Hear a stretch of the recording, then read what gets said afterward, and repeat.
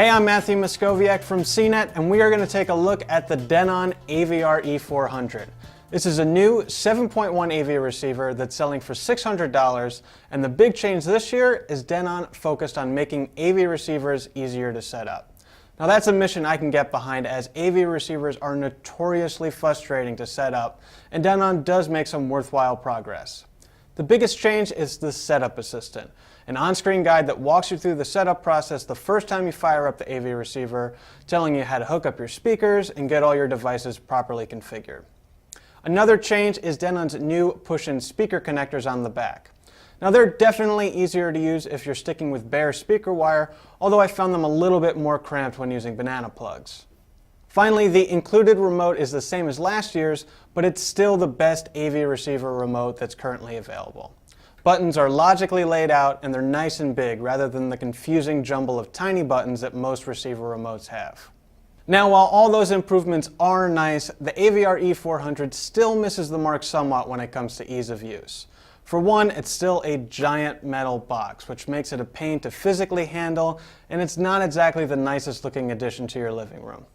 And that size would be a little more tolerable, except Marantz offers the NR1403, which is nearly half the size, $200 cheaper, and it looks a lot nicer. The AVR E400 is also missing both Bluetooth and Wi-Fi, two wireless technologies that offer a lot of convenience. Bluetooth works with the vast majority of smartphones and tablets, and it's the easiest way to wirelessly stream music, so it's frustrating that it's not included on a $600 receiver. The lack of Wi-Fi means you need to connect the receiver using Ethernet to use any of its networking features, and that's not always easy for every living room scenario. Now, both Wi-Fi and Bluetooth are included on the Onkyo TX-NR626, and that currently costs $100 less. The rest of the AVR E400 features are solid. There's 6 HDMI inputs, which should be enough for almost every home theater.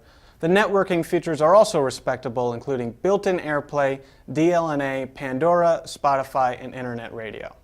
We also had resident audiophile Steve Guttenberg listen to the sound quality, and overall he was impressed. The Denon has a rich sound and plenty of power to fill our medium-sized listening room. He also compared it directly to Yamaha's RX-V475 and Pioneer's VSX-823, and while he did end up preferring both of those receivers, especially the Yamaha, they all perform pretty similarly, so a lot of it comes down to taste.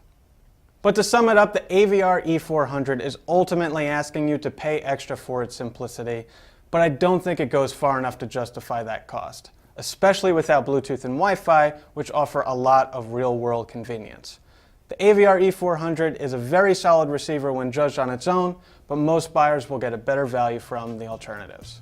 I'm Matthew Moscoviak, and this is the Denon AVR E400.